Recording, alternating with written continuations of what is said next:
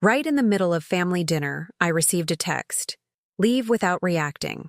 And that night, I transferred $4 million away from my children. I never thought it would come to this. Today, I'm going to tell you something I never thought I'd share. And if you, for just a second, feel like this sounds familiar, I only ask that you leave a like and subscribe. It will help me to keep unburdening my soul. It was Sunday afternoon at my home on the Upper East Side, New York City. Just like every week for the last 20 years, I had set the dining room table with the embroidered tablecloth my mother gave me when I got married. The fresh flowers in the center, white roses I cut myself from the small terrace garden, subtly perfumed the air. The Lenox china gleamed under the golden light of the chandelier, the very one Joseph and I bought on our first wedding anniversary, when we still dreamed of filling this table with laughter and conversations that would last until dawn. The aroma of slow-braised short ribs wafted from the kitchen to the foyer. I had started preparing them at 6 in the morning, searing the meat, simmering the sauce, letting everything meld together the way my grandmother, Hope, taught me. My 73-year-old hands no longer had the same strength, but the love was still the same. Or so I believed. The table was set for 8, my 3 children and their respective families. Robert, the eldest, a successful architect who always arrived talking about his multi-million-dollar projects. Amanda, my only daughter, who worked for a pharmaceutical company and lived for her social media feed. And Daniel, the youngest, a corporate lawyer who had moved to a high-rise in Midtown after his divorce. It was 3:30 in the afternoon. We had agreed on 2. I peered out the dining room window onto the street. No familiar cars.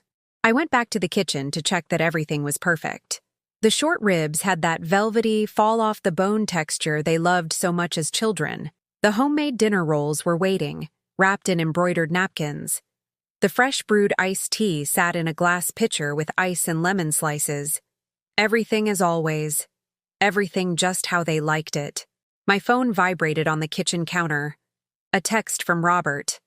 "Mom, running 20 min late. Sophia's throwing a fit." Not a please, not a sorry. Just another notification of a delay that had become routine. I waited in the living room, smoothing down my navy blue dress, the one Amanda had given me last year with that forced smile and the comment, "So you'll look more modern, Mom." I'd had my hair done at the salon on the corner that morning, as I did every Sunday. Carmen, the stylist, always told me, "Mrs. Eleanor, you look beautiful. Your children are so lucky." If only she knew. At 3:45, they began to arrive. First Robert with his wife Megan and their 2 children, 8-year-old Sophia and 5-year-old David. The kids ran in without greeting me, straight to the living room to turn on the TV. Megan gave me a kiss on the cheek without looking me in the eye as usual. "Hi, Eleanor," she murmured while checking her phone. Robert didn't hug me either. He went straight to the bar I have in the dining room and poured himself a whiskey. "This damn traffic in the city," he grumbled. "You can't even live here anymore." Daniel arrived 10 minutes later. Alone. He had changed since the divorce. He was no longer the affectionate boy who brought me flowers every Sunday. Now he barely greeted me with a wave of his hand while answering messages on his phone. "Is dinner ready?" "I have a meeting at 6, he said without even taking off his sunglasses. Amanda was the last to arrive, as was her custom. She came in with her husband Chris and my 12-year-old granddaughter Valerie. "Oh, Mom, sorry we're late." Valerie had tennis practice and it ran long. It wasn't even true. I had seen them at the corner Starbucks, taking selfies. We sat at the table. Me in my usual spot, at the head, where Joseph used to sit. The place of honor that now felt more like an electric chair. I began to serve the short ribs, filling each plate with the same generous portion as always, making sure everyone got plenty of meat and the exact amount of sauce I knew they preferred. "It's a little rich," was the first thing Megan said after tasting it. "Don't you have something lighter?" "I'm on a diet." Robert nodded. "Yeah, Mom. You know this kind of food is really heavy. Couldn't you have made something healthier?" It felt like a slap in the face. These short ribs that took hours to prepare, that I had made 1,000 times for them, that were their favorite dish as children, were now too heavy, too rich. "I also made a salad," I murmured, pointing to the bowl of carefully chopped vegetables. "And there's grilled chicken breast in the kitchen. But no one was listening anymore. Robert was talking about his new project in Houston. Amanda was showing Megan photos from her last trip to Miami. Daniel was still on his phone. The children had left the table and were running through the house, screaming. It was at that moment, as I watched my family dismantle the dinner I had prepared with so much love, that my phone vibrated on the table. The message was from a number I didn't know. Don't react. Leave without a sound. Everything is ready. My heart stopped. My children's voices became a distant murmur. The room began to spin slowly around me. For 30 years, I had lived for them. 30 years of getting up before dawn to make breakfasts that were eaten in a hurry or not even touched. 30 years of washing, ironing, cooking, cleaning, while Joseph worked and the children grew. 30 years of putting their needs before mine, their dreams before mine, their desires before my own. When Joseph died 5 years ago, I thought my children and I would finally grow closer, that they would see me as more than a machine for cooking and cleaning, that they would value everything I had sacrificed for them. But it was the exact opposite. Robert had married Megan, a woman from Dallas who made it clear from day one that I was an inconvenience in her marriage. Eleanor, she would say with that fake smile, Robert is a grown man. He doesn't need his mother hovering over him all the time, as if loving them was hovering. I remember when Megan was pregnant with Sophia. I had offered to help care for her in the first few months, as was tradition in our family. My mother had done it with me, my grandmother with my mother, but Megan hired a foreign nanny. We need someone professional, Robert explained, not looking me in the eye. Someone who knows about modern parenting methods. Professional, as if I hadn't raised 3 successful children, as if my methods were obsolete, outdated, useless. Amanda had been my hope, my only daughter. For years, I believed that as women, we would understand each other better. But ever since she married Chris, a surgeon who made a very good living, she had adopted his airs of superiority. She spent her time traveling, buying expensive clothes, showing off her perfect life on social media. On Sundays, she came to my home as if it were a tedious obligation. "Oh, Mom," she'd say when I told her about my lonely days. "Why don't you get a hobby? Why don't you go out more? You're too old to be so dramatic." As if my loneliness were my fault. As if I didn't want to go out because I was stubborn, and not because I no longer had anyone to share my outings with. And Daniel, my baby boy, the one who hurt me the most. After the divorce, he came back home for a couple of months, and for a moment, I thought I would get my loving child back. But he had only come to recover financially. As soon as he had enough money saved, he moved into an apartment in Midtown and distanced himself again. "Mom, I'm not a kid anymore," he had said the last time I asked him to visit more often. "I have my own life, my own problems. I can't be coming here all the time just so you won't feel lonely. Just so I wouldn't feel lonely.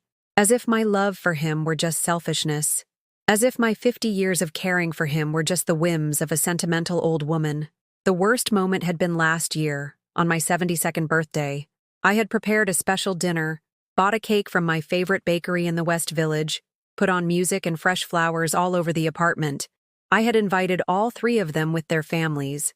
Robert arrived an hour late with a clearly last-minute gift. A generic house robe that wasn't even my size. "Sorry, Mom, but we got held up. The kids had things." Amanda arrived even later, without a gift. "Oh, sorry, Mom. I totally forgot. But you know I love you. I'll get you something nice later." She never did. Daniel didn't even show up. He sent me a text message at 11 at night. "Sorry, Mom. Work got complicated. I'll call you tomorrow." I was left alone with the untouched cake, the unlit candles, the music playing for no one. I cried until my chest ached. That night I realized that to my own children, I no longer existed as a person. I was just a function, the one who cooked, the one who cleaned, the one who was there when they needed something.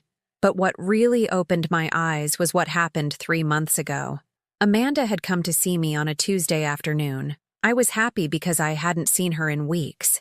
I made her favorite tea, bought her favorite cookies, and got ready especially to receive her. I thought she had come because she missed me. "Mom," she said after a few minutes of trivial conversation, "Chris and I have been thinking, this apartment is too big for you alone. And with the crime in the area, it's not safe for you to live here. My blood ran cold. What are you suggesting, honey? Well, she continued, avoiding my gaze, there are some very nice communities for people your age. With activities with people your age, and we could sell this apartment and put the money in an account for your care and… Sell my home? I interrupted, feeling scarred. Mom, don't be so dramatic. It's not really your home. I mean, technically it is, but it's the family's legacy. Robert, Daniel, and I have a right to… A right? I repeated, incredulous. Mom, don't look at it like that. It's for your own good. And the money would help all of us. Robert needs capital for his new company. Daniel wants to get a bigger place. And Chris and I want to buy a larger house. I couldn't listen anymore. I threw her out of my home. I literally asked her to leave. That night I couldn't sleep. I realized that my children already had everything planned. My future, my money, my home, my life, all divided among them as if I were already dead. That's when I sought legal help. That's when I met Mr. Mendoza, a lawyer specializing in asset protection who explained my options. That's when I started planning my escape. Now, sitting in my dining room, watching my children discuss their perfect lives while completely ignoring my presence, while Megan pushed my food away with contempt and the grandchildren wrecked my living room, I understood that the time had come. The third message from the lawyer arrived just as Robert got up to pour himself another drink. All transferred. The apartment is already on the market under a different name. The driver is outside. I took a deep breath. I rose slowly from my chair. I'll go get dessert, I announced. No one responded. They didn't even look at me. I walked to the kitchen with trembling legs, but for the first time in years, it wasn't from fear or sadness. It was from adrenaline. In the linen closet, I had a small suitcase I had packed weeks ago. Important documents, some clothes, medications, jewelry that had belonged to my mother and that no one else knew existed. Everything essential to start over. While pretending to look for the dessert plates, I heard their voices from the dining room.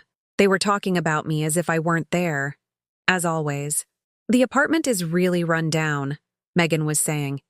Did you see the leaks in the upstairs bathroom? And the garden is a disaster. Yeah, Robert replied. It's time for her to make a decision. She can't keep living here alone. She's so stubborn. I think she's showing early signs of dementia, Amanda added. Did you see how she spaced out when we arrived? And the food. She's losing her touch.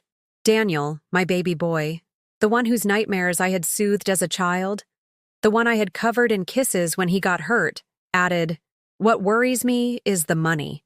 Do you guys know how much she has saved? Because if she gets sick, she's going to need very expensive care and we can't afford it. That's what I'm saying, Amanda insisted. We have to sell the apartment now, before she does something foolish or gets into trouble. Something foolish. As if loving my children for 73 years had been foolish. As if sacrificing my youth, my career as a teacher, my dreams of traveling, all to give them the best possible life, had been foolish. At that moment, the WhatsApp message that would confirm everything arrived. Mrs. Eleanor, this is Mr. Mendoza. The $4.2 million are now secure in the Swiss account. The apartment was sold this afternoon. The trust is active. You can now execute the plan. $4.2 million. All my assets, everything Joseph and I had built together over 40 years of marriage. The apartment we had bought when Robert was a baby. A lifetime of savings. The investments we had made thinking of leaving something for our children. All of it out of their reach forever. Because yes, I had removed them from my will. Not for revenge, but for dignity. I had allocated the money to create a fund for women abandoned by their families. Women like me, who had given everything and received only contempt in return. From the kitchen, I could hear them planning my future as if I were a senile old woman with no opinion of her own. And what if she doesn't want to go to a residence? Asked Chris, Amanda's husband. Well, we'll explain that there's no other choice, Robert answered in that authoritative voice he used in his business dealings. We're her children. We have the right to decide for her if she can't do it herself. The right to decide for me. As if giving my life for them gave them the right to take mine away. Besides, Megan added, when we sell the apartment, we'll each have enough money for our projects. Robert can expand his business. You and Chris can buy that house in the Hamptons you want so much. And I can open my own firm, Daniel completed. I won't have to work for others anymore. My home, divided among them like a cake. My life, cut into pieces that suited them. They hadn't even waited for me to die to get their inheritance. They wanted to get rid of me while I was still alive. I took a deep breath and pulled out my phone. I typed, "I'm ready." The reply came immediately. "The car is on the corner. It's a gray Camry. Plate XYZ123. The driver's name is Miguel, in exactly 10 minutes. I put my phone away and took the suitcase. For a moment, I stood in my kitchen, the kitchen where I had prepared thousands of meals, where I had patched up scraped knees, where I had helped with homework, where I had cried silently so many nights after Joseph died. This kitchen that Megan had criticized for being outdated, and that Robert wanted to completely remodel when it was his. This kitchen that had been the heart of our home, and that they saw only as square footage with commercial value. I took the flan I had prepared that morning and returned to the dining room. I placed it in the center of the table with the same smile I had maintained for years. "Here's dessert," I announced. Amanda didn't even look up from her phone. "Oh, Mom, you know I don't eat sugar after 6. It shows on my face." "Me neither," said Megan. "I'm doing intermittent fasting." Robert served himself a small piece, more out of obligation than desire. "It's too sweet, Mom. Can't you make something less cloying?" "Less cloying. Like their love for me." Daniel didn't even bother to try it. He was still looking at his phone, answering work messages or maybe messages from some new girlfriend he hadn't introduced me to. The grandchildren had disappeared again into the living room. The sound of the television blared, along with something that sounded like they were jumping on the sofa Joseph and I had bought for our first anniversary. "Well," said Robert, putting down his spoon after 2 bites, "we need to talk to you about something important." Here it came, the conversation they had planned. The moment they would inform me of my options, which were not options but orders disguised as filial concern. "Mom?" Amanda began with that sweet, false voice she used when she wanted something. "We've been talking and we're worried about you." "Very worried," Daniel added, finally looking up from his phone. "This apartment is too big for you alone," Robert continued, "and very expensive to maintain. The taxes, the utilities, the repairs. Plus, it's in an area that's not so safe anymore," Megan added. "What if something happens to you and no one is around to help?" I remained silent, watching them perform their play, each one playing their part as a concerned child, when in reality, the only thing that concerned them was how to divide my assets. "That's why we think," Amanda went on, "it would be better if you moved to a place more appropriate for your age. There are very nice residences, very comfortable, with people your age," Daniel insisted. "You wouldn't be lonely. You'd have activities, medical care, and we could visit you more often," Robert lied. "You'd be safer. Safer. As if living with the family that despised me was dangerous, but handing over everything I owned was salvation." "And the apartment?" I asked softly. They looked at each other. Robert cleared his throat. "Well, we'd have to sell it, obviously. We can't maintain an empty apartment, but the money would be used for your care. And if there's anything left over," Amanda added, "it would help all of us with our projects. You always said you wanted to see us succeed. Successful at the cost of my dignity. Prosperous thanks to my misery." I glanced at the clock. 3 minutes left. "And what if I say no?" I asked. The silence became awkward. Megan was the first to speak. "Eleanor, don't be difficult. It's for the best for everyone." "For everyone," I repeated. "Even for me. Especially for you," Daniel said. "You can't take care of yourself anymore. It's obvious." "Obvious?" I, who got up every day, cooked, cleaned, paid my bills, managed my finances. Was it obvious that I couldn't take care of myself? "Mom," Robert said impatiently, "we're not going to argue about this all afternoon. It's a decision that's been made. For your own good." "For my own good." What a convenient phrase to justify any abuse. I looked at the clock again. 1 minute. "All right," I said finally. They relaxed visibly. They smiled. Robert even poured himself more whiskey to celebrate. "I knew you'd understand," Amanda said, touching my hand for the first time all afternoon. You're very smart, Mom. Smart. Yes, smarter than they imagined. I got up from the table. I'm just going to the restroom for a moment. Don't be long, Robert said. We want to discuss the details before it gets any later. The details of how to carve up my life.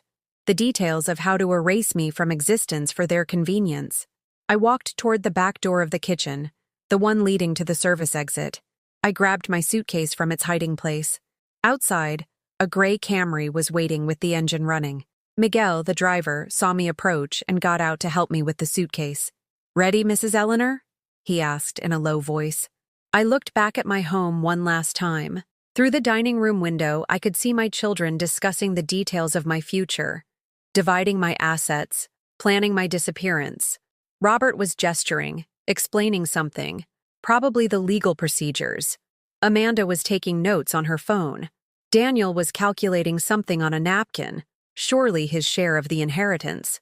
None of them had noticed I had been gone for almost 10 minutes. "Yes," I answered Miguel. "I'm ready." The gray Camry pulled away silently through the streets of the Upper East Side as I watched my home grow smaller and smaller in the rearview window. 45 years of my life were left behind, but for the first time in decades, I didn't feel nostalgia. I felt freedom. Miguel drove in silence, respecting my need to process what I had just done. We had agreed that he would take me to a discreet hotel in Greenwich Village, where I would spend the night before taking an early morning flight to Madrid. Mr. Mendoza had arranged everything: passport, visa, a foreign bank account, even a small apartment in a quiet neighborhood of the Spanish capital. It will take them at least an hour to notice, I thought, as I watched the illuminated buildings of Manhattan pass by. I knew my children well. They would continue discussing their plans, drinking coffee, calculating profits. Robert would probably make some calls to research assisted living facilities. Amanda would search online for the cheapest options. Daniel would review the legal aspects of the apartment sale. When they finally wondered where I was, they would assume I had gone to the grocery store or the pharmacy. "You know how Mom is," they would say, always inventing things to do. My phone started ringing at 8:15 p.m. It was Robert. I didn't answer. He called back immediately. I didn't answer. Then Amanda. Then Daniel. Then Megan. I turned the phone off. At the hotel, a beautifully restored brownstone on a tree-lined street in the village, I checked in under the name Eleanor Vance, my mother's maiden name, a small tribute to the woman who taught me that self-love wasn't selfishness, but survival. The receptionist, a kind young man, helped me with my luggage without asking any questions. The room was small but cozy, with a single bed covered in a white duvet, a wooden desk, and a window overlooking a small inner courtyard with a fountain. I sat on the bed and turned on my phone. I had 47 missed calls and 28 WhatsApp messages. The messages started out concerned and quickly escalated to panic and fury. Robert, 8:15 p.m. "Mom, where are you? You've been gone a long time." Robert, 8:45 p.m. "Mom, please answer. We're worried." Amanda, 9:10 p.m. "Ma, are you okay? Where did you go?" Daniel, 9:30 p.m. "Mom, this isn't funny anymore. Where are you?" Robert, 9:45 p.m. "Mom, if this is a tantrum because you didn't like our proposal, stop the drama and come back." The tone began to change. Amanda, 10:15 p.m. "Mom, that's enough. You have us very worried. If you don't answer, we're going to call the police." Megan, 10:30 p.m. "Eleanor, please be sensible. The children are asking about you." A lie. The children hadn't even noticed my absence during dinner. Robert, 11 p.m. "Mom, this is very immature of you. We are your family. You can't just disappear like this." Daniel, 11:20 p.m. "Okay, I've had it. Either you answer, or I'm coming to your room to drag you out from wherever you're hiding." My room? He still thought I was hiding in the apartment like a punished child. But the message that hurt the most and confirmed I had made the right decision was from Amanda at 11:45 p.m. "Ma, I hope you're okay, but what you're doing is very selfish. We're all worried and wasting our time looking for you when you have an obligation to let us know where you are. You're not at an age to be throwing tantrums." Tantrums. My dignity was a tantrum. My need for respect was immature. My pain was selfish. I decided to reply, A single message to everyone, in a WhatsApp group they had created months ago to coordinate Mom's care. "I'm fine, I'm safe. We'll talk tomorrow." The response was immediate. The phone didn't stop ringing for the next 20 minutes. "Robert, where are you exactly?" "Amanda, who are you with? Are you in a hotel?" "Daniel, Mom, don't be ridiculous. Come home right now." "Megan, does this have to do with the residence? Because we can discuss it." "Chris, Eleanor, I hope you understand that this is very irresponsible." And then, the message that made me fully understand who they really were. "Robert, Mom, you better not have done anything stupid with the money." There it was. Their real concern. Not my well-being, not my safety, not my happiness. The money. Their future inheritance. Their ticket to the life they believed they deserved at the cost of my sacrifice. I turned the phone off again and took a long bath in the hotel tub. The hot water relaxed muscles I didn't know were tense. For the first time in months, I didn't have to worry about washing dinner dishes, ironing clothes for the next day, or preparing breakfast that no one would appreciate. I put on my most comfortable nightgown and slipped between the clean sheets. The silence of the hotel was different from the silence of my home. In my home, the silence was full of expectations. The calls that might come, the surprise visits I would have to entertain, the household chores awaiting my attention. This silence was mine, free, peaceful. But I couldn't sleep immediately. The adrenaline of what I had done kept me alert. Every time I closed my eyes, I saw my children's faces when they realized their perfect plan had fallen apart. When they discovered the apartment was no longer mine, that the money had vanished, that their submissive and predictable mother had turned out to be smarter than they ever imagined. At 3 a.m, I turned on the phone one last time before sleeping. The messages had escalated to veiled threats. "Robert, Mom, if you don't show up early tomorrow, we're going to take legal action." "Legal action? Against what? Against a 73-year-old woman who decided to leave her own home?" "Amanda, Ma, Chris already spoke to a psychiatrist. He says this behavior is typical of dementia episodes. You need professional help." "Dementia. Because a woman who defends herself against her abusers must obviously be crazy." "Daniel, Mom, this seems very strange to me. Is someone manipulating you? Did someone put weird ideas in your head?" "Of course. It was impossible for me to have made a decision on my own. Someone else had to be manipulating me, because I was incapable of independent thought. But the message that marked me the most came at 2:47 a.m. from a number I didn't recognize.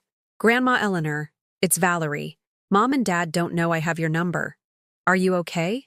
I heard them talking and they said very mean things about you. I love you very much. Can we talk?"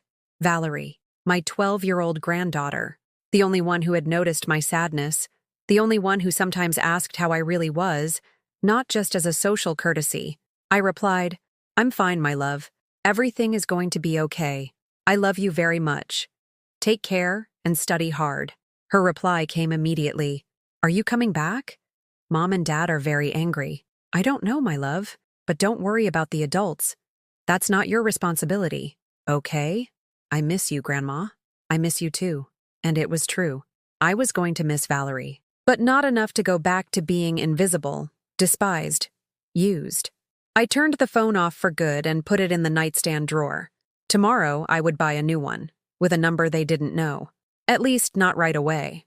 I stared at the hotel room ceiling, thinking of all the times I had given in, forgiven, justified their behavior. "They're young," I told myself. "They're busy with their lives," I repeated. "It's normal for children to drift away as they grow up," I consoled myself. But contempt wasn't normal. Manipulation wasn't normal. Planning to get rid of your mother as if she were a nuisance wasn't normal. For the first time in years, I smiled before falling asleep. It wasn't a sad or resigned smile. It was a smile of satisfaction, of justice, of freedom. Tomorrow, my new life would begin. At 73, I was going to discover who Eleanor Vance was when she didn't have to be the perfect mother, the tolerant mother-in-law, the available grandmother. I was going to discover who she was when she only had to be herself. JFK Airport at 6 a.m. was a hive of people in a hurry. Business travelers rushing with their rolling suitcases, families laden with excessive luggage, tourists nervously checking tickets. I walked among them with my small suitcase and my handbag, feeling strangely light after years of carrying the emotional weight of an entire family. Miguel had picked me up from the hotel at 5 sharp. During the drive, we spoke little, but before saying goodbye, he had said something that touched my heart. "Mrs. Eleanor, I have a mother your age. I hope one day she has the courage you showed last night." At the Iberia counter, the flight attendant smiled at me as she checked my passport. "First time in Madrid, ma'am?" "Yes," I replied, and then added something that surprised even me. "But it won't be the last." The flight was scheduled for 9:30. While waiting in the departure lounge, I bought a new phone at one of the airport shops. A simple iPhone with an international plan, my first act of technological independence. I couldn't resist turning on my old phone one last time. The messages had been coming all morning. Robert, 4:30 a.m. "Mom, we went to the apartment. You're not there. If you don't show up in the next 2 hours, we're reporting you as a missing person." Amanda, 5:15 a.m. "Ma, Chris already spoke to a psychiatrist. He says this behavior is typical of dementia episodes. You need professional help." Daniel, 5:45 a.m. "Okay, Mom, this has gotten out of hand. I'm going to talk to the district attorney's office. A person your age can't be wandering around lost." But the message that broke my heart was from Valerie, which had arrived at 6 a.m. "Grandma, Mom and Dad are yelling a lot. They said you've gone crazy and they're going to put you in a hospital when they find you. Please come back. Everything is really awful here. My 12-year-old granddaughter asking me to come back to calm the adults who were supposed to be taking care of her. The world turned upside down." I replied from the new phone, "My love, adults behave badly sometimes, but that's not your fault. Don't worry about me. Take good care of your mom and do well in school." I put the old phone in my bag. I wouldn't turn it off just yet. I wanted them to be able to trace it to the airport. I wanted them to know I had left of my own free will, not because I'd been kidnapped or was lost in a senile fog. During the 11-hour flight, I had time to think about everything I had left behind and everything that awaited me. The flight attendant, a Spanish woman around my age who worked international flights, came by several times to ask if I needed anything. "Are you traveling alone?" she asked during the meal service. "Yes," I replied, "for the first time in my life." "And how does it feel?" I thought for a moment. "Free," I said finally. "I feel free." She smiled. "You'll like Madrid. It's a perfect city to start over." Start over. At 73, the phrase should have scared me, but instead, it thrilled me. During the flight, I wrote a letter on a napkin. A letter I knew I would send when I arrived in Madrid. "My dearest children, when you read this, I will already be far away. Don't worry about looking for me. I am safe and well cared for. For 73 years, I have lived for others. First for my parents, then for your father, then for you. I never complained because I thought that was love. But love is not sacrificing yourself until you disappear. Love is not allowing yourself to be treated like an old piece of furniture that needs to be replaced when it's no longer useful. You have decided that I am no longer useful, that I am a burden, that I need you to make decisions for me. You are within your rights. But I am also within my right to decide for myself. The money you are so worried about is gone. I have donated it to a foundation for elderly women abandoned by their families. The apartment was sold yesterday. The documents are with Mr. Mendoza. This was not revenge. It was justice. For me and for all the mothers who have given everything and received only contempt in return. I will not look for you. I will not bother you. I will not be the burdensome mother who calls every day asking why you don't visit. You wanted your freedom. Now, you have it. And I have mine. If you ever feel curious to know how my story ends, ask for Eleanor Vance. That is who I will be from now on. I forgive you, because resentment is a burden I no longer wish to carry. And despite everything, I love you. But now, I love myself more. Eleanor. The plane landed in Madrid at 10 o'clock at night, local time. Barajas Airport was huge and modern, filled with signs in Spanish that made me feel both at home and in a completely new world. Mr. Mendoza had arranged for someone to pick me up. A woman in her 50s was waiting for me with a sign that said, Mrs. Vance. She introduced herself as Carmen, the manager of the apartment I had rented, and the coordinator of the services I would need during my first few months in Spain. "Welcome to Madrid," she said with a genuine smile. "How was the flight?" "Perfect," I replied. "The best flight of my life." The apartment was in the Malasaña neighborhood, on a quiet street filled with cafes and bookstores. It was small but cozy. One bedroom, a living room that opened onto a tiny balcony, an equipped kitchen, and a modern bathroom. The windows had wooden shutters that filtered the morning light beautifully. Carmen explained everything: where the nearest supermarket was, how the metro worked, what the best restaurants in the neighborhood were, where I could find American products if I missed them. "Do you have family in the States?" she asked while making tea in my new kitchen. "I did," I replied, "but I decided it was time to make my own family." That first night in Madrid, I sat on the balcony with a cup of tea and turned on my old phone one last time. The messages had been pouring in all day. "Robert, 10:09 a.m. New York. Mom, we know you're at the airport. The police checked the cameras. Did you leave the country? This is dementia. It can't be normal. Amanda, 2:00 p.m. New York. Ma, I just spoke to the bank. Is it true you withdrew all the money? Where is it? What did you do? Daniel, 4:00 p.m. New York. Mom, the lawyer says the apartment was sold yesterday. How is that possible? Who is helping you with this?" And then, the message that confirmed everything I needed to know. "Robert, 6:00 p.m. New York. Mom, what you did affects all of us. We had plans for that money. You had a responsibility to protect the family's assets, not destroy them. The responsibility to protect their assets. My money, my apartment, my life, but their assets. I sent them one last message from the old phone. The letter is in the mail. It will arrive tomorrow. Don't look for me." Then I threw the phone in the trash. Carmen had left me a bottle of Spanish wine and a plate of jamon serrano. It was the first time in decades I was having dinner of what I wanted, when I wanted, without worrying about preparing something for someone else. The wine tasted like freedom. The ham tasted like new beginnings.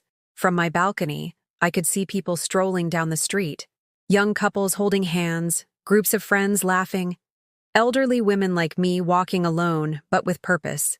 For the first time in years, I didn't feel lonely. I felt accompanied by all the possibilities opening up before me.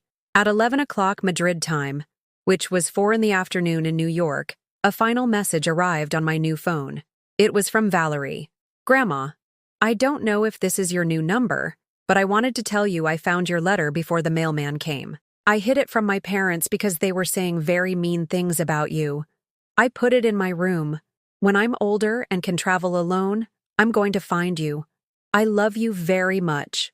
I cried for the first time since leaving my home, but they weren't tears of sadness. They were tears of hope. The first few days in Madrid were a strange mix of panic and euphoria. I woke up each morning in my new bed without the familiar weight of obligations waiting for me. There was no breakfast to prepare for anyone else, no clothes to iron, no calls from children demanding favors or criticizing my way of doing things.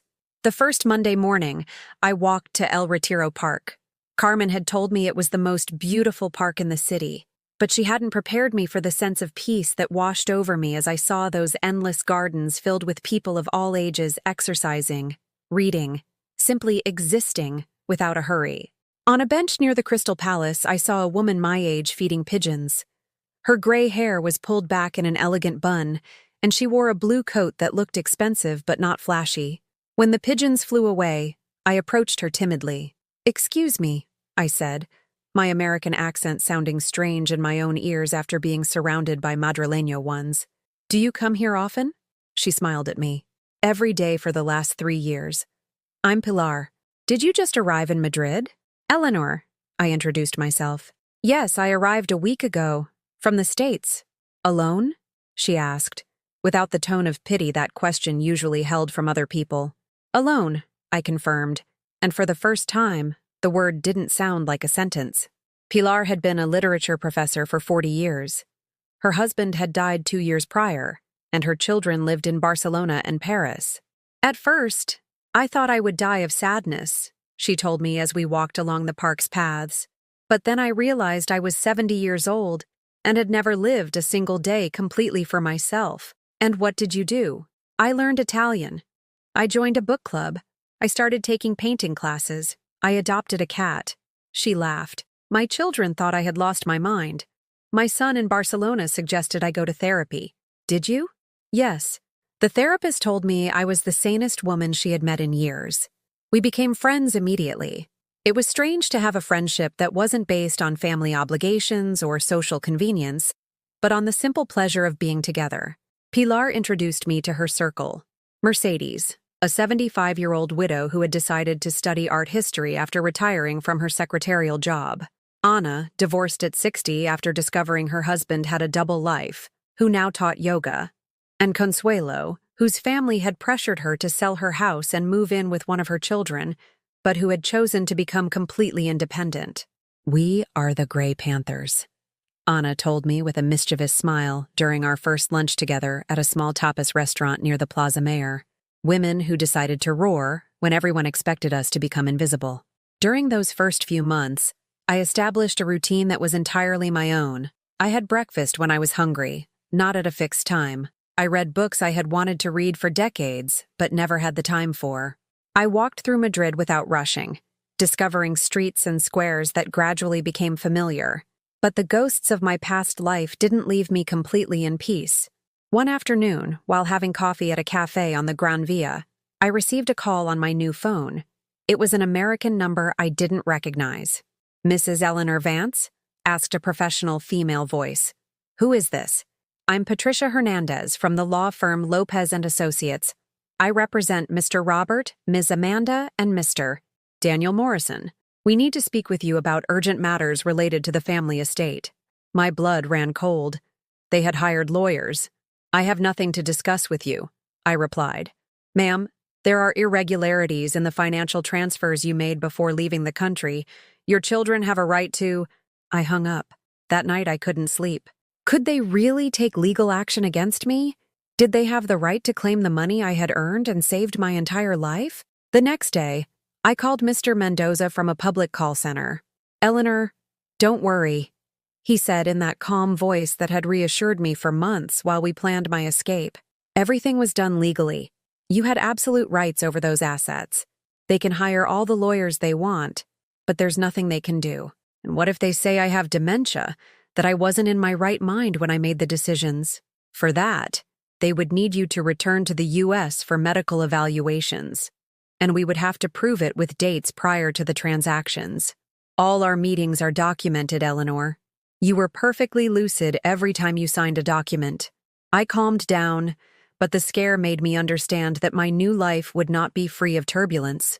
2 weeks later, Pilar arrived at our usual cafe with a strange expression. "Eleanor," she said, "there's something you should know. Yesterday, a woman came to the park asking about you. Young, American, identified herself as your daughter." The world stood still. "Amanda is here?"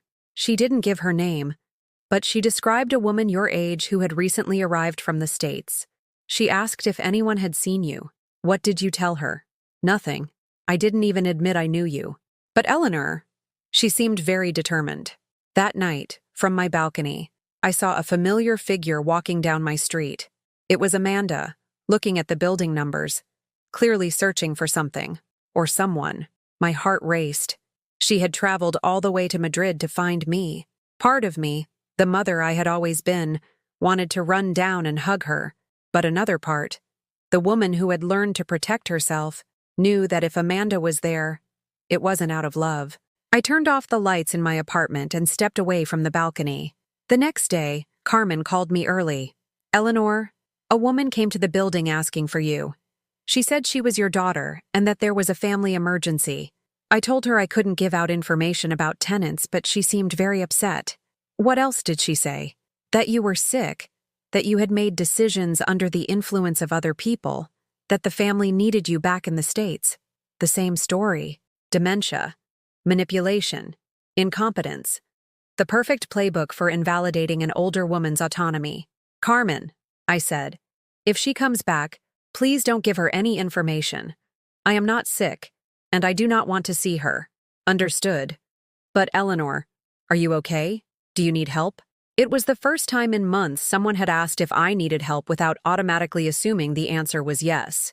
"I'm perfectly fine," I assured her. For the first time in decades. Amanda was in Madrid for a week. I saw her several times from a distance. In the park asking people, in cafes showing a photo of me to waiters, even at the local police station reporting me as a missing person. But Madrid is a big city, and I had learned to be invisible when I needed to be. On Friday night, from my window, I saw a taxi waiting in front of the building. Amanda came out of it with her suitcase, looked up one last time, and got in. She was going back to New York. When the taxi turned the corner, I allowed myself to cry. Not from sadness, but from relief and a strange kind of grief. I was crying for the mother-daughter relationship we never had, for the woman she could have been if she had chosen love over greed, for the years lost to misunderstandings and resentment. But I was also crying with gratitude, because her visit had confirmed something important. I had made the right decision. If she had come to Madrid to ask for my forgiveness, to acknowledge her mistakes, to propose a new way of relating based on mutual respect, perhaps we could have built something different. But she had come looking for me as if I were a senile old woman who needed to be brought back home to continue controlling her money. That night, I wrote in my journal for the first time since I was a teenager. "Today, my daughter left Madrid without finding me. I could have let her know where I was. I could have gone to her hotel. I could have tried for a reconciliation. But self-love also means knowing when to say no. It means not allowing yourself to be mistreated just because someone shares your blood. I am not a bad mother for protecting myself. I am a woman who has finally learned she deserves respect." As I closed the journal, I realized I was no longer the Eleanor who had fled New York 6 months ago. I was someone stronger, more self-assured. I was Eleanor Vance, and I was beginning to discover who that woman was when no one else had the right to define her. A year after my arrival in Madrid, my life had found a rhythm I never thought possible. I woke up every morning without the knot in my stomach that had accompanied me for decades. There were no criticisms waiting for me at breakfast, no demands disguised as conversation, no constant feeling of failing to meet expectations that changed daily. The Grey Panthers had become my new family, not the family I was given by blood, but the one I chose through affinity and mutual affection. We met every Tuesday for lunch, Thursdays to walk through El Retiro, and Saturdays for what Mercedes had dubbed cultural adventures. Plays, exhibitions, concerts, dinners at restaurants none of us would have dared to visit alone. I had taken painting classes at a small studio near Lavapiés. My first attempts were disastrous, but the teacher, a Catalan woman in her 40s named Montse, had taught me that art wasn't about perfection, but expression. "Eleanor," she had told me one afternoon as I struggled with a still life of fruit that looked more like it had been run over by a truck, "stop worrying about whether it's right or wrong. Ask yourself what you feel when you paint it." What did I feel? Freedom. For the first time in my life, I was doing something completely useless from a practical standpoint. Something that benefited no one but myself. Something that had no justification beyond my own pleasure. My paintings were terrible, but they were mine. I had also started learning Italian with Pilar. We would sit in her apartment on Wednesday afternoons, drinking wine and massacring the pronunciation while planning a trip to Rome that we might or might not take, but which was fun to imagine. It was during one of those afternoons that I received an unexpected call. It was Carmen, but her voice sounded different, more serious. "Eleanor, there's someone here who says she's your granddaughter, a young girl. She's accompanied by an older woman." My heart stopped. "What's her name?" "Valerie. She says you need to know she's here." Valerie, my granddaughter. But she was only 13. How had she gotten to Madrid? Who is the woman with her? She introduced herself as Esperanza. She says she's a friend of the family. Esperanza. I didn't know any Esperanza. But my grandmother's name, Hope, couldn't be a coincidence. "Let me speak with her," I requested. I heard the sound of the phone being passed, and then a young, familiar voice. "Grandma Eleanor? Valerie. My love, how did you get here? Where are your parents?" "Grandma, I need to talk to you. It's very important. Can I come up?" My heart was beating so hard I thought Pilar could hear it from the kitchen. "Yes, my love. Apartment 4B. I waited at the door with a mix of excitement and terror. What had happened? How had Valerie gotten my address? Who was this Esperanza? When the elevator opened, I saw my granddaughter, taller than I remembered, with longer hair and an expression of determination I hadn't seen before. Beside her was an elegant woman in her 60s, with a professional air. "Grandma," Valerie said, and threw herself into my arms with the same force as always. I hugged her as if for the first time in years. And in a way, it was. "Valerie, my love, but how—" "Mrs. Eleanor," the woman interrupted, extending her hand. "I'm Esperanza Ruiz, a social worker specializing in family mediation. Valerie contacted me 3 months ago." "A social worker?" Valerie took my hand. "Grandma, can we sit down? I have so much to tell you." In my living room, Valerie explained everything while Esperanza took discreet notes. My granddaughter had kept my letter, the one I had sent the day I left. She had read it hundreds of times. She had seen how her parents talked about me, had overheard phone conversations, had witnessed things a girl her age should never have to see. "Grandma, Mom and Dad have hired lawyers to try and challenge your right to Spanish citizenship," Valerie told me with a maturity that broke my heart. "They say you have dementia, and that someone manipulated you to steal their money." "Spanish citizenship?" I asked, confused. "Mrs. Vance," Esperanza explained, "according to my research, you qualify for Spanish citizenship by descent. Your maternal great-grandfather was from Galicia." It was true. My great-grandfather had immigrated to the States in the early 20th century. I had never thought of that connection as anything useful. "Valerie contacted me through social media," Esperanza continued. "She was worried about you and wanted to understand if her parents had a legal right to control you or force you to return to the U.S. "And do they?" "None whatsoever," she said firmly. "You are a competent adult who made legal decisions regarding your own assets. Your children have no claim on your money, your location, or your life choices." Valerie took both my hands. "Grandma, I wanted you to know that not everyone in the family thinks you're crazy. I understand why you left. And I wanted to say I'm sorry." "Sorry for what, my love?" "For all the times I didn't defend you when my parents or my uncles said mean things about you. For all the times I didn't tell you I loved you. For being part of a family that hurt you so much." I burst into tears. But they weren't tears of sadness, but of a relief so profound it was physically painful. Someone in my family saw me. Someone understood. Someone loved me unconditionally. "Do your parents know you're here?" I told them I was going on a student exchange program. Esperanza helped me with all the paperwork. "I have 2 weeks." "Valerie," I said softly, "you can't run away from your family like I did. You're a minor. You have to go back." "I know," she replied. "But I wanted to meet the real grandma, not the one my parents describe. I wanted to understand what you found here." For those 2 weeks, I showed her my new life. She met the Grey Panthers, who immediately adopted her as an honorary granddaughter. She went with me to painting class, where Monsi taught her basic techniques and Valerie showed a natural talent I never had.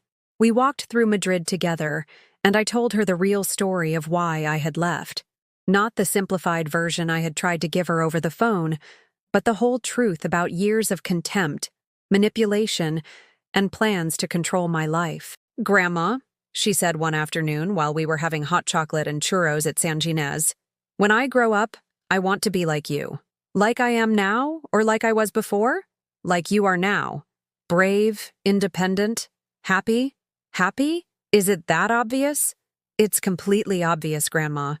It's obvious that here, nobody criticizes you, nobody tells you how to do things, nobody treats you like you're stupid. It's obvious that you can finally be yourself." The day before she left, Valerie asked me for a favor. "Grandma, I want you to teach me how to cook something. Something that's just ours, that has nothing to do with family meals or traditions. Something new." We went to the Mercado de San Miguel and bought ingredients to make paella. Neither of us really knew how, but we followed a YouTube tutorial and laughed so hard at our mistakes that the neighbors probably thought we were crazy. The paella was awful. The rice stuck to the pan, the seafood was tough, and we went overboard with the saffron. But it was the most delicious meal I had prepared in years, because I made it with pure love, without expectations, without criticism, without fear of failure. "Grandma," Valerie told me that night, When I go back home, I'm going to be different. I'm going to defend you when they speak ill of you. I'm not going to let them say you're crazy anymore. My love, I don't want you to fight with your parents because of me. I'm not going to fight. I'm just going to tell the truth, that I saw you, that you're perfectly fine, that you're happier than I've ever seen you, and that your decisions were the decisions of an intelligent woman who got tired of being mistreated. And what if they don't believe you? Then I'll know what kind of family I'm really growing up in. And when I turn 18, I'll know what decisions to make. The day Valerie left, I cried as I hadn't cried since I arrived in Madrid. But it wasn't pure sadness. It was that complex mix of emotions that comes when something ends, but something much bigger begins. My granddaughter had come to meet the real grandma, but I had also met the real granddaughter. And in her, I had seen something that gave me more hope than anything in years. The next generation of women in my family was not going to repeat the same mistakes. Esperanza stayed one more day to help me with the Spanish citizenship papers. "Eleanor," she said before she left, "in my 20 years as a social worker, I've seen many cases of elderly women abused by their families. You are the first one I've met who had the courage to save herself before it was too late. Do you think I did the right thing? I think you did the only thing you could do to preserve your dignity and your sanity. And I think you gave your granddaughter the best gift possible. The example of a woman who refuses to be mistreated." That night, alone in my apartment, I made a simple dinner and sat on my balcony to watch Madrid awaken to its nightlife. From somewhere, music drifted up. Laughter. The sound of people living their lives without asking anyone for permission. For the first time since I had arrived, I felt completely at home. 3 years have passed since I walked out of my apartment on the Upper East Side that Sunday afternoon. 3 years that have been the most authentic of my 76 years of life. I am sitting at my favorite cafe in the La Latina neighborhood, the same one I come to every Sunday morning for a café con leche and to read the paper. It's October in Madrid, and the autumn sun is gently warming as the golden leaves of the trees fall like natural confetti on the cobblestone streets. My English doesn't sound purely American anymore. It's adopted Spanish cadences, phrases that have adopted me as much as I've adopted them. "Que fuerte," I now say when something surprises me. "No me digas," I exclaim when a friend tells me a piece of gossip. I'm the same Eleanor, but a version of myself that had been dormant for decades. Yesterday, I received a certified letter from Mr. Mendoza's office. Inside was something that made me smile with a mix of satisfaction and melancholy. Daniel's final divorce decree and a notice that Robert had filed for corporate bankruptcy. My youngest son had lost his second marriage, and my eldest had lost all his multi-million-dollar projects when he was left without the capital he expected to inherit. Amanda, Valerie told me in her last letter, had to sell her house in the Hamptons and move to a more modest apartment when Chris lost his job at the private hospital and couldn't find one that paid as well. I don't feel joy at their misfortune, but I don't feel guilt either. For years they built their lives counting on my money as if it were theirs by divine right. They made plans, committed to payments, took on debts based on an inheritance that never belonged to them while I was alive. Their failure was not my fault. It was the consequence of building castles on sand that was never theirs to begin with. Valerie is 16 now and comes to visit me every summer. She no longer needs Esperanza to accompany her. She travels alone with the maturity of someone who grew up too quickly in a family that fell apart when the glue of easy money disappeared. "Grandma," she wrote in her last letter, "my parents still say you're crazy, but now I openly contradict them. I tell them I've seen you live, that you're the sanest person I know, and that I hope one day I have the courage you had." This summer, Valerie confessed something that touched my heart. "Grandma, when I turn 18, I want to study social work like Esperanza. I want to help other women like you, who need to get out of situations where they're being mistreated but don't know how." My granddaughter had found her calling because of my story. The pain I had lived was turning into purpose in her young hands. The Grey Panthers celebrated our 3rd anniversary as a group last month. Mercedes turned 80 and decided to learn digital photography. Anna opened a small yoga studio in Malasaña and has a waiting list. Consuelo fell in love with a widower from her tango class, and they're planning a trip to Argentina. And Pilar became something I never thought I could have at my age. A soul sister. We share more than friendship. We share the experience of having been invisible for decades and finding the courage to become visible to ourselves. We share the freedom of being older women who don't ask for permission to exist. My apartment in Malasaña is no longer temporary. I bought it last year with part of the money I have in Switzerland. It's officially mine, with the deed in my name, in a country that gave me citizenship not just by right of blood, but by right of choice. The walls are filled with my attempts at painting. They are still terrible from any technical standpoint, but each canvas tells the story of an afternoon that was completely mine, of emotions I could express without censorship, of time that no one else controlled. On the dining room table, I have photos. Valerie and I at the Prado Museum, the Grey Panthers on one of our cultural adventures, Pilar and I at our Italian course graduation. They are images of a life I chose to live, not one I was forced to survive. Last Thursday, I received an unexpected call. It was Carmen, but her voice sounded different. "Eleanor, there's someone here who says he's your son, Robert. He's very agitated, says he needs to speak with you urgently." My heart sped up, but not with fear, with curiosity. "What did you tell him?" "The same as always, that I can't give out information about tenants." "But Eleanor," he looked bad, really bad. "Bad how?" "Thin, disheveled, like someone who has been through some very hard times." That night, I couldn't sleep. For the first time in 3 years, I seriously considered contacting one of my children, not out of guilt or nostalgia, but out of maternal curiosity. What had Robert come to Madrid to find? Forgiveness? Money? A chance to manipulate me again? The next day, against the advice of the Grey Panthers, I decided to do something I hadn't done in 3 years. I looked up information about my eldest son. At an internet cafe near the Rastro Market, I Googled his name. What I found surprised me. Robert had lost not only his company, but also his home. Megan had left him and taken the grandchildren to Dallas. There were articles in local papers about his construction firm's bankruptcy, massive debts, legal troubles. But what struck me most was an interview he had given to a major publication 2 months ago. The headline read, "Fallen real estate mogul reflects on the true value of family." In the interview, Robert talked about how he had lost everything by taking for granted what truly mattered. He mentioned a mother who had been wiser than he had understood at the time. It wasn't exactly an apology, but it was the first time in 3 years I had read anything from him that didn't paint me as a senile old woman manipulated by strangers. That afternoon, walking through El Retiro, I made a decision. I wrote him a letter, not to forgive everything or to go back to being the mother I had been, but to close the circle with my dignity intact. "Robert, I heard you came looking for me. I also know why you probably came. I am not coming back.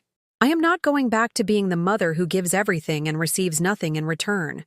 I am not going to rescue you from the consequences of decisions you made counting on money that was never yours. But I want you to know something. I didn't disappear out of spite. I disappeared for my dignity.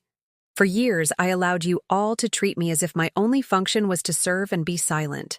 I allowed you to plan my future without consulting me, to talk about my money as if it were already yours, to treat me like an old piece of furniture to be moved around for your convenience. What I did was not revenge. It was justice. For myself and for all the women who have given everything and received contempt in return. If you have truly learned something from what you've lost, if you truly understand that love cannot be bought or sold, if you truly want to get to know the woman I am now and not just get back the mother you once controlled, then perhaps one day we can talk, but it will be on my terms, with respect, as equals. If you cannot offer me that, then it is better we do not see each other again. Your mother, Eleanor Vance. I sent the letter to the hotel where I knew he was staying. I didn't expect a reply, and I didn't need one, because I had discovered something fundamental in these 3 years. Self-worth does not need external validation to exist. This morning, as I sip my Sunday coffee and watch Madrid come to life, I think of all the women who are living what I lived. Women who have become invisible in their own families, who have sacrificed so much they no longer remember who they were before being mothers, wives, caregivers. To all of them, I say this: it is never too late to choose yourself. It is never too late to demand respect. It is never too late to start a new life where your voice matters, where your needs are valid, where your happiness does not depend on the approval of those who made you invisible. It wasn't easy. There were nights of loneliness, days of doubt, moments when I thought perhaps I was being too harsh. But every morning I wake up without anxiety, every conversation where my opinion matters, every decision I make without asking for permission confirms that I chose well. Have you lived through something similar? Do you know someone who has been in a similar situation? I'd like you to tell me about it in the comments. And if this story touched your heart, please give it a like and subscribe to the channel. Maybe this story needs to reach someone who doesn't yet know that they deserve respect, that they deserve self-love, that they deserve to choose themselves. Because sometimes, saving yourself is the most courageous act of love we can perform.